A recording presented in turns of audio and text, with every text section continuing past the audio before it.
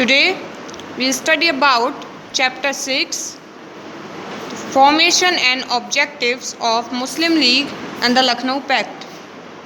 In this chapter, we'll study that what is Muslim League and what were its objectives, and also about the Lucknow Pact. The Hindus and the Muslims had lived together in India for centuries. They developed some common ways of living. Since both the communities were exploited by the Britishers, they fought together during the First War of Independence in 1857. By this unity, the Britishers felt it a danger for their imperialism. The uprising of 1857 made the Britishers realize that they had to divide the two communities in order to make their rule long in India. It was the British policy of divide and rule that led to the rise of communal trend and to the formation of Muslim League. First is change in British attitude towards the Muslim. After the revolt of 1857, the Britishers felt that the unity of Hindu and Muslims could be a danger for their imperialism. They tried to win over the Muslim minority and went out of their way to do so. They promoted the Bengal partition and also encouraged provincialism. They tried to create hatred among the Hindus and Muslims by portraying Muslim rulers as plunderers and Hindu rulers as cruel kings to their Muslim subjects. They tried to utilize the caste structure to turn the non-Brahmins and the lower castes against high caste. They treated Hindu, Muslims and Sikhs as separate communities and accepted their communal leaders as authentic representatives of their co-religion. They tried to spread communal hatred through the press, posters and public platforms. Now, second is lack of education. The Muslims were parted away from the Western education due to the nationalism. By this, they remained fairly backward in the field of education, commerce and industry. As a result, they lagged behind from the society. Many of them did not have the government jobs. The economic condition of the Muslim was also bad. On the other hand, the Muslim zamindars or the aristocrats were the trustworthies of the Britishers. They tried to win favors from them. By this, the British officials and other interested classes found it easy to keep the Muslims away from the educated Hindus. Next is loss of Mughal sovereignty. The Muslims were the bitter enemies of the British because the Britishers dethroned the Mughal rulers. The Britishers also the Muslims responsible for the uprising of 1857. The Britishers saw them with suspicion. They discriminate the Muslims badly. But after 1870, their attitude changed towards the Muslims. They saw the seeds of discrimination between two communities and encouraged separate and communal tendencies. Next is communal impact in history writing. Communal impact in history writing. The history of India was written by the British administrative and by Indian historians. Created an issue as they used classes factory categories like Hindu period and the Muslim period. While writing about the Hindu period, they referred Muslims as the foreign invaders. And while dealing with the Muslim period, the Muslims were termed as rulers while the Hindus were their subjects. By this, they tried to spread distrust among the two communities. Next is religious impact in expression. Some of assertive nationalists presented a one-sided picture of India's composite culture. They praised Shivaji and Rana Pratap while they remained silent about Akbar and Sher Shah Suri. This arose religious impact and expression about the Muslims. For example, Shivaji and Ganpati festivals were propagated by Tilak and Aurobindo Ghosh.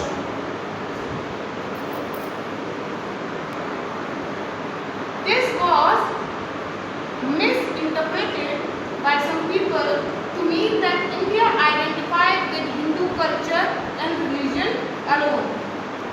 Muslim rule in Indian history was apparently ignored. As a result, some Muslims kept themselves away from even against the national movement. Next is economic backwardness in India. The economic backwardness of country contributed to the growth of communalism in India. Due to British colonial policies, India lacked modern industrial development and there was an acute unemployment among the educated youth.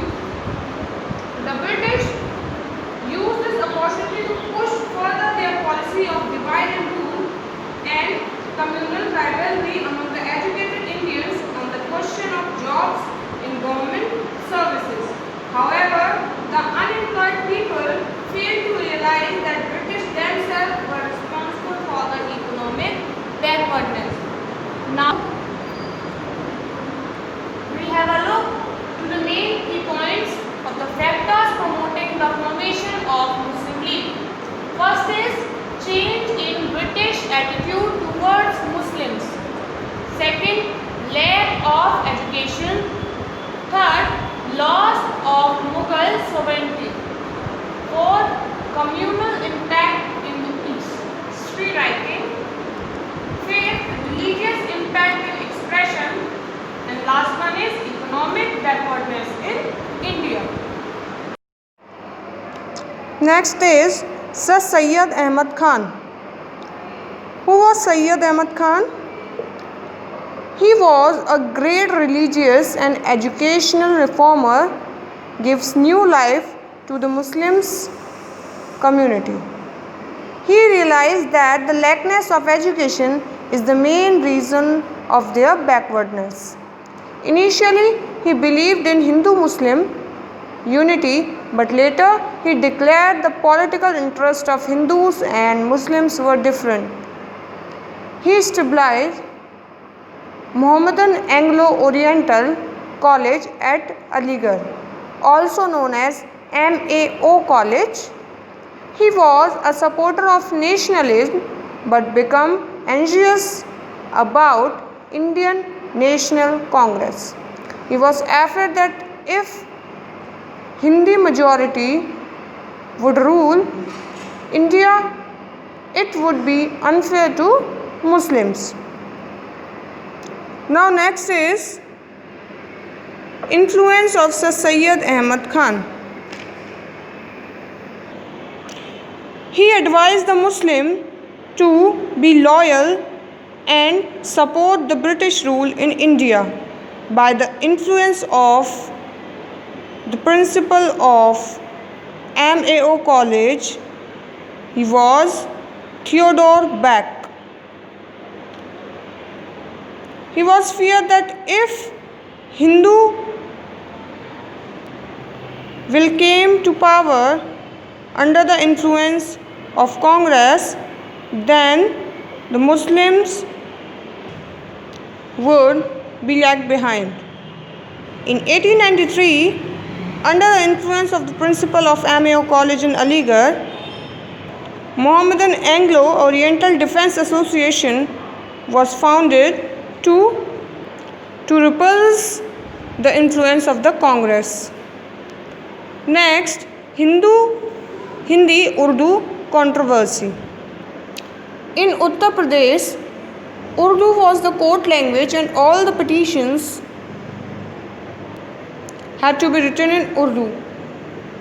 Some sections of the society protested against this practice.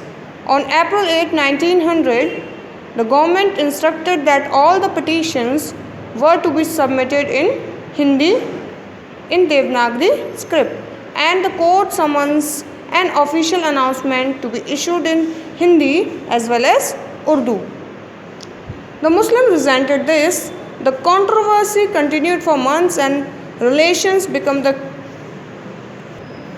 the two communities were worse.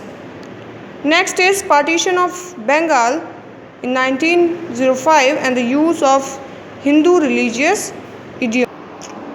Lord Curzon partitioned Bengal into two provinces apparently on administrative grounds. However, the real purpose of the partition was to create the tiff between the Hindus and Muslims and checking the rising tide of the nationalism. The British won the support of the Muslims on the ground that the new province would have a Muslim majority province.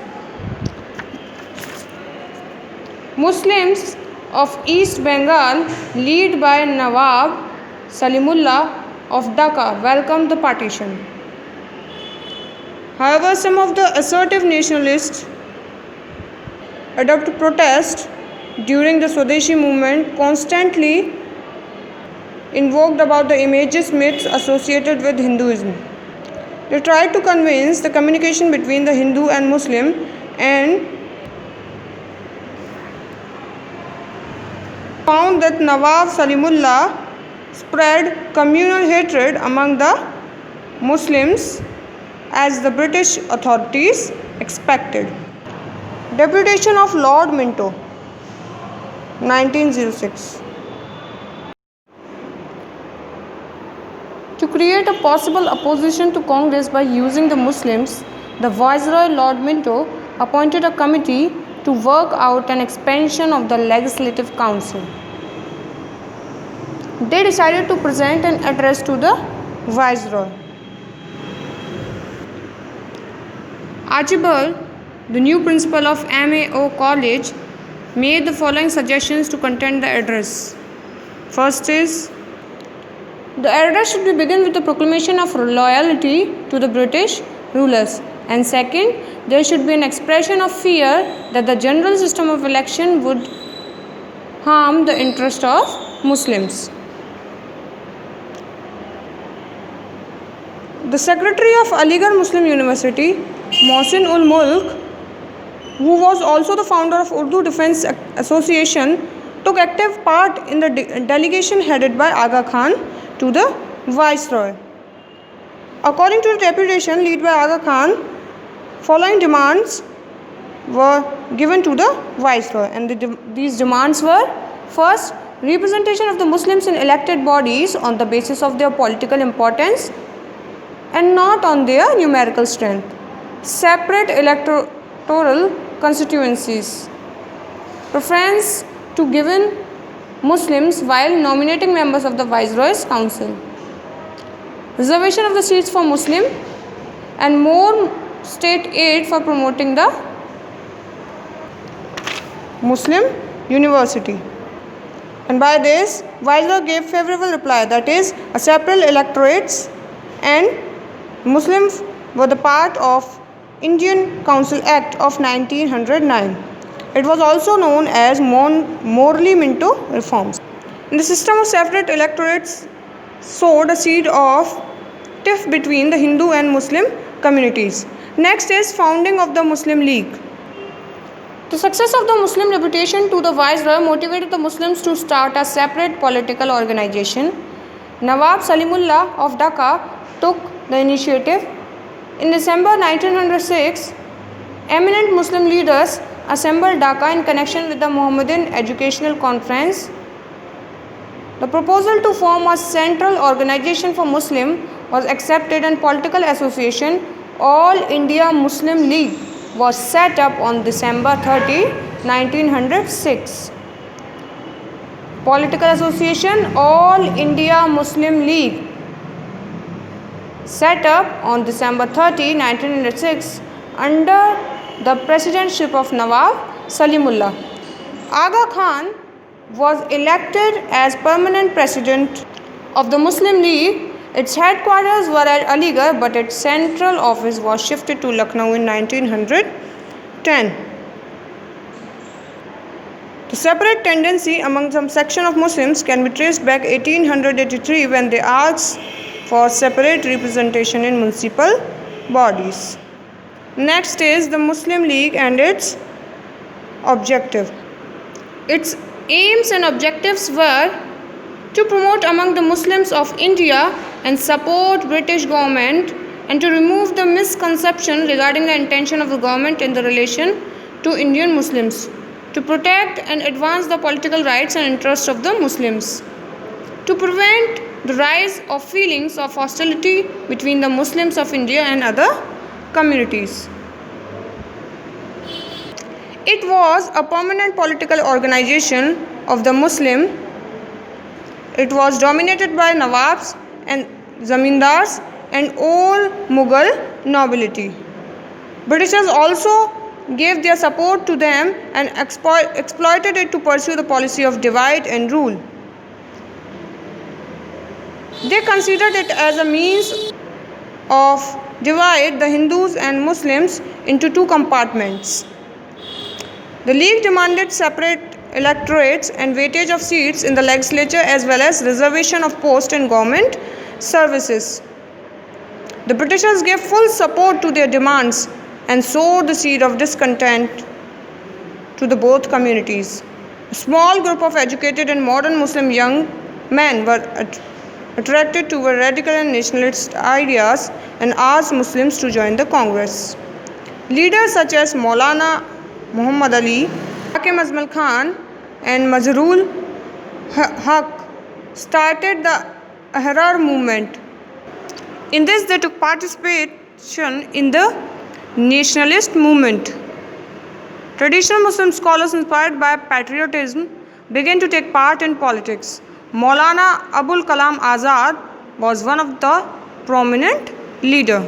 Events leading up to the Lucknow Pact.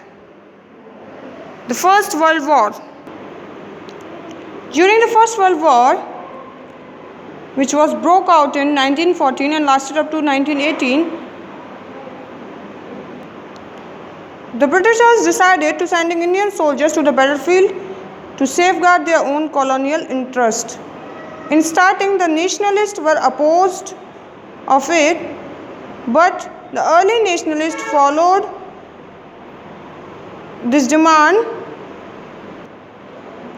that the British government would grant them to make their own government. During this war, more than 1 million Indian troops served on the British side. The Congress leaders hoped that the result of this effort, India would be given the status of self-governing country. By the impression that India's contribution to the British success in the war was appreciated by the British, the Congress believed or supposed that England would feel bound to reward India's great service and permit them to make their self-government. However, In the August Declaration in 1917, the Indian leaders found the reforms inadequate, unsatisfactory, and disappointing. Hindu and Muslim relations. During 1912 and 1913, Turkey's Ottoman Empire had to fight the Balkan powers. The British policy during the Balkan Wars was not sympathetic to Turkey. The Sultan of Turkey was regarded as Caliph or the religious head of the Muslims. All the Muslims' holy places were situated within the Turkish Empire. In the First World War, Britain was fighting against the Turkey. This caused a wave of pro-Turkey and pro-Caliph or Khilafat sentiments among the Muslims. They felt that Britishers were anti-Muslims. The change in the attitude of Muslims towards the British led to the former support to the Congress in their efforts to gain the self-government in India. Many Muslim nationalist leaders changed their attitude. Leaders such as Abul Kalam Azad and Ali brothers, Maulana Muhammad Ali and Shaukat Ali, attained the idea of self-government. The aim of League and Congress was same as to attain the self-government. The two parties supported each other. And later, Muhammad Ali Jinnah also added into the League. Miss Annie Besant and Bal Gangadhar Tilak also played a major role to bring unity among the two communities or organization in the national movement. In this, we'll study about the Lucknow Pact. There was a joint session of Congress in 1916 in Lucknow. In this session, the President of Indian National Congress was Ambika Charan Majumdar and Muslim League's President Muhammad Ali Jinnah attend the meeting. Now the question arises, what made the two parties come together, and second, what were the agreements made in the Lucknow Pact? First is Dominion State. The first agreement was Dominion State. What is Dominion State? Congress President Ambika Charan Majumdar and Muslim League's President Muhammad Ali Jinnah agreed to make India a Dominion State, in which they approved that India should make their self-government. Second is representation in central legislative. In this, as per Minto-Morley reforms in 1909, total members in Central Legislative Assembly were 60. They should be increased to 150, out of which 75 should be Indians, and in which 1/3 should be Muslims. It means Muslims were 25. Now third, separate electorate. 1/3 seats of Muslim got separate electorate. Based on previous point, Muslim League had secured 1/3 seats, that is 25 seats. Now they wanted separate electorate for their own. Fourth is introduction of communal veto. It means if central legislative passes a bill which affect the community, then in this a communities whose 3/4 members were there in the house, then that particular community got the veto power. It can pass only if 3/4 of that community's members on the council and supports it. Next is separation of judicial and executives. Executive work was to make law and execute it. And judiciary work was to give justice on the basis of laws. Judiciary should be made to function independent of executives. Some other clauses and terms of this pact were Imperial Legislative Council, powers of the Legislative Council, Viceroy's Executive Council, religious interest, and etc. Significance of the Lucknow Pact.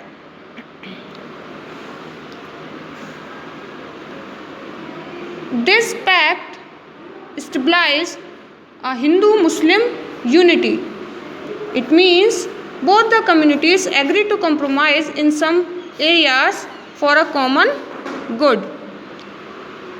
The Congress compromised on its secular character by accepting the scheme of separate electorate for Muslims. And the Muslim League accepted the principles of election and the majority rule. Unity within the Congress. After the Surat session of 1907, both the wings of the Congress were moving in different directions. They came together in 1916. As a result, the Congress was strengthened, and the Congress President of the Lucknow session in 1916, Ambika Charan Majumdar, said if the united Congress was buried at Surat, it is reborn at Lucknow. Next is pressure on the government. The unity between the Congress and League makes the pressure to the British government. Necessity to pacify the Indians. As the First World War continued, the leaders of the Congress and the League impressed upon the British government that their own demands, constitutional reform, should not be rejected if they wished Indians to be loyal to the British. Now we will study about the negative impact of the Lucknow Pact. The Lucknow Pact did not involve the masses. It was confirmed only to educated and rich Hindus and Muslims. By accepting separate electorates for Muslims, the Congress lost its secular character and paved the way of future communal tension. The pact provided the Muslims for representation in the council in excess of their proportion of the total population. Next, it was a temporary between Congress and Muslim. It means Muslims still remained a separate entity with communal outlook. They only support Congress for a temporary period. When was the All India Muslim League formed? The All India Muslim League formed in December 1906. Why did the British rulers treat the Muslim with suspicion after the revolt of 1857? Why did they try to win over this community later? The British ruler treated the Muslims with suspicion after the revolt of 1857 because they felt that the revolt was led by the Muslims. They tried to win over them later because they believed the policy of divide and rule. They realized that if both the communities fight on one another, the British could go on ruling India. Next is, who established the Muhammad Anglo Oriental College at Aligarh? The answer is Sir Syed Ahmad Khan. Why did the imperial regime encourage separatist tendency among the minority community? Why did the British believe in policy of divide and rule in India? Because they realized that if both the communities fight over against, the British could go on ruling India. Give a reason for the establishment of Mohammedan Anglo-Oriental Defence Association in 1893. It was established in order to counter the growing influence of the Congress. Give any two demands forwarded by the deputation led by Aga Khan. Answer is Muslims should be granted a representation in the councils. Their representation should be determined not on the basis of numerical strength but on the basis of political importance and services rendered by them to British Empire. Name the viceroy who was responsible in 1909 for granting separate electorates on the basis of communal representation. Answer is Lord Minto. What were the objectives of the Muslim League? The objectives of the Muslim Leagues were to promote the feeling of loyalty among Muslims towards the British, to protest and advance the political rights of Muslims of India, and to represent their needs of aspiration of the government. What were the main demands of the Muslim League? Main demand of the Muslim League was they wanted a separate state for Muslims from India. Who started the Ahrar movement? Maulana Muhammad Ali, Hakim Azmal Khan and Mazharul Haq. Next is, why did the Indian National Congress support the British in the First World War? Because the Congress leader hoped that as a consequence of this effort, India would get the status of self-governing dominion after the British throne. What is Lucknow Pact? How was it formed? Lucknow Pact क्या है और ये कैसे बना? Why did the Lucknow session of the Congress in 1916 is significant? What was the importance of the Indian national movement?